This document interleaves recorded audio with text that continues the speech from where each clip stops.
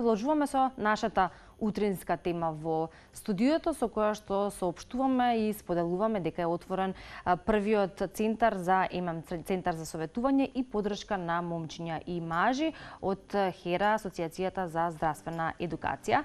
Центарот ќе нуди бесплатни советувања кои што ќе ги спроведуваат психотерапевти и психолози. Како и на кој начин ќе функционира центарот, кој што се отвори пред една недела и која е всушност иницијативата за отворање на центарот, па и потребата од истиот ако зборуваме за фактите и податоците од голем број истражувања, па и статистиките за младите кои што навистина имаат голем предизвик со менталното здравје или да речеме анксиозноста која што навистина има добар процент. Повеќе за ова во продолжение зборувам со мојот денешен гостин, а тоа е Виктор Бучковски, координатор во Центарот за советување и поддршка на момчиња и млади од ХЕРА.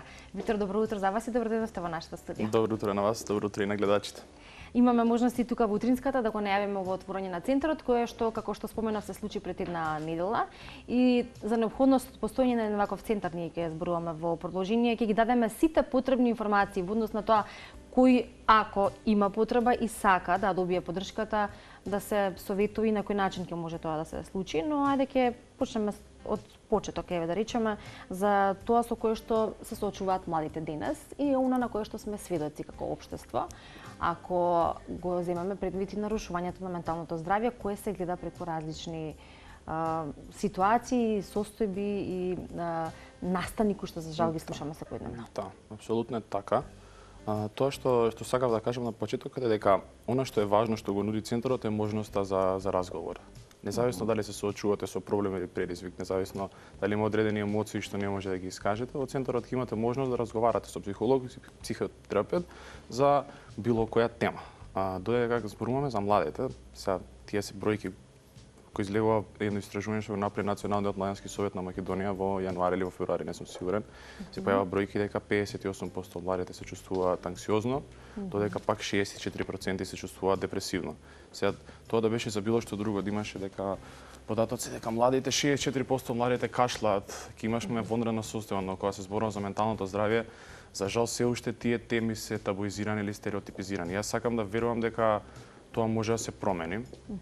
Центарот како центар, дали може да има сериозно влијание врз состојбата, можеби во овој момент не. Но ако преку центарот се популаризира темата и таа тема може да допре до пошироката јавност, тоа сметам дека тоа влијание може да се намали и дека во иднина бројките, односно стапката на депресивност и анксиозност далеку би била пониска. Така. Молкот не е одговор кога момчињата немаат сила да се справат со предизвиците и токму на тоа покажуваат и наудите од одредена студија кои што посочуваат дека насилството меѓу момчињата во Македонија најчесто се случува во или меѓу групи на врсници. Дури 24% од момчињата наспроти 8% од девојчињата од паралелки на македонски наставен јазик и 21% од момчињата наспроти 2% од девојчињата од паралелки на албански наставен јазик учествувале во типачки 2 или повеќе пати во изминатите 12 месеци. Зошто се спомнува оваа статистика? Токму заради тоа што она кое што најмногу сакаме да го гледаме е такви тие физички пресметки, па и невербални се разбира. Ако нели досега сме зборувале многу пати за врсничкото насилство, физичките пресметки кои што повторно ќе речеме за жал ги имаме во една голема бројка. Ако центарот ја нуди поддршката за советување, ја нуди и нели разговор со психолози и психотерапевти, колку младите сметате или еве вака од ваш аспект се би биле отворени да ги кажуваат своите предизвици? Што велат па да речеме искуствата, одредени анкети кои што укажуваат на тоа? Тука би рекол дека многу голема улога имаат навиките. Додека растеме ние како момчиња кога сме малецки, јас не сум имал, јас сум живеел во послободно би рекол дека сум можел да ги искажам емоциите во мојот дом, дури првиот пат кога сум рекол дека сакам да разговарам со психолог, никогаш не сум се соочил со проблем. Можеби сум имал среќа, веќе не сум се соочувал со кој знае колку големи проблеми во тој момент, но сум сметал дека сум на одреден крстопат во животот. И сега кога си на крстопат, најверојатно би било окей да разговараш со некој што би можел да биде објективен. Веќе да разговараш со пријателите, да разговараш со родителите или со поширокото семејство, они никогаш нема да можат да бидат објективни со тебе, секогаш ќе бидат субјективни и врз основа на било кој совет да ти е потребен. Не сметам дека ќе добиеш лош совет, но можеби нема да ја видиш за себе целата слика, можеби нешто што е забележливо за тебе нема да можеш да го сватиш. И заради тоа сметам дека разговорот со психолог ни нуди една објективна обсервација на самите себе, да се запознаеме, да видиме кои се оние емоции што всушност не се забранети. Јас сметам дека на момчињата и на мажите во Македонија голем дел од емоциите им се забранети. Например, не смееш да се покажуваш тага, можеби некој не смее да покажува страв, не смееш да покажуваш срам, а тие емоции ние ги чувствуваме, со што ги менуваме, можеби ќе бидете агресија, можеби друг пат ќе биде завист према некој друг и така натаму и така натаму. Така и она кое што исто на отворањето на самиот центар го споменал и психологот и експерт за стрес Кирил Тројачанец е дека општествените очекувања ги притискаат момчињата од најмала возраст да не ги покажуваат своите емоции, што е причина за постојан стрес и ранливо ментално здравје, и ова се работи кои што навистина и треба да се слушнат, но и треба да се прифатат како такви, да малку се, па и да речеме, зголеми свеста во однос на тоа дека ако некогаш порано се зборувало дека треба да се потиснуваат емоциите, дека е срамота да плачеш, особено не ако си машко, тогаш апсолутно ќе речеме дека тоа е погрешно со оглед на последиците кои што тоа понатаму ги остава врз менталното здравје, а ги гледаме и во самите статистики.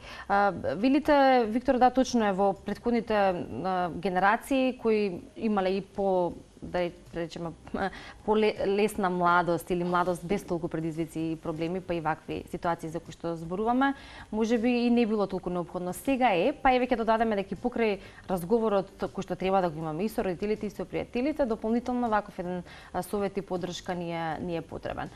Начинот на кој што ќе може тоа да се случи е комуникацијата на телефонски број, имате и ваш имейл доколку дополнително сакаат да ви се обратат, а центарот ќе биде отворен за советувања вторник, среда и четврток од 10 до 17 часот на телефонскиот број 070-299-026 и сите дополнителни потребни информации кои што може да се најдат и на Би сакал тука да додадам нешто. Центарот ќе биде отворен во вторник, среда и четврток од 10 до 5 часот, доколку некој е заинтересиран да се распреса што би се случувало, односно да ако има прашања кои што му треба да му бидат одговорени. Можеби тие ќе бидат некои едноставни прашања кои се срамиме да ги поставиме, но заради тоа сум јас таму, поразговараме. Во тој период исто така може да се договори кога би бил разговорот со психологот. Така што значи треба да се договори термин. Значи да, може да се јават на телефон или да дојдат на лице место да се договорат, така што може и подоцна од 5 часот, бидејќи некои луѓе работат, тоа може да се најде да се излезе во пресрети на нив. Така е. Имаме многу млади кои што се занимаваат со спорт, нели? Спортисти кои таа желба и тој жар кој што го имаат да имаат и спортска кариера, па и да бидат успешни без разлика дали станува збор за спорт или за нешто друго, сепак кај младите постои тој и ентузијазам, но и мотивација за истакнување и успех, и кога ќе се случи нешто кое што можеби фрла сенка на сето тоа, и тоа знае да влијае и на некој начин да се чувствуваат депресивно. И тука постои можност за советување, а бидејќи и процентот на млади кои што се соочуваат со депресија или депресивни мисли не е мал. Во контекст на ова сакав да споменам и за исто она кое што беше истакнато на отварањето од Ленча Алексовска-Величковска, спортски психолог, е дека очекувањата што тренерите со играчите и навивачите ги поставуваат врз спортистите од една страна може да послужат како мотивирачка сила, поттикнувајќи ги да го постигнат најдоброто од себе, меѓутоа кога очекувањата се преголеми, тие доведуваат до зголемен стрес, анксиозност и насилно однесување, и ова реално е и пример ако поединци истакнеме, а не само кај нас, туку и во глобално или во светски рамки. Веројатно, сега не знам и вашето досегашно искуство што зборува, но се очекуваат веројатно и повици кои што можеби имаат и вакви предизвици. Апсолутно, јас не би ги одвел менталното и физичкото здравје, бидејќи сепак според мене за спортот е најбитен континуитетот. И сега континуитетот не зависи само од вашата физичка сила. Веројатно треба да сте многу ментално силни. А ментална сила можеби ќе ви ја даде тренерот, може ќе ви ја дадат со играчите, но би било добро доколку и сепак може да разговарате со некој, бидејќи секој предизвик си има свој почеток и свој крај. Сега додека на почетокот вие не сте подготвени за менталниот предизвик што може да го има било каква физичка ситуација, тогаш сметам дека и резултатите кои што нудат физички напор дека не би биле доволно успешни. Да. И јас се надевам дека центарот или работата на овој центар ќе биде вистина успешна.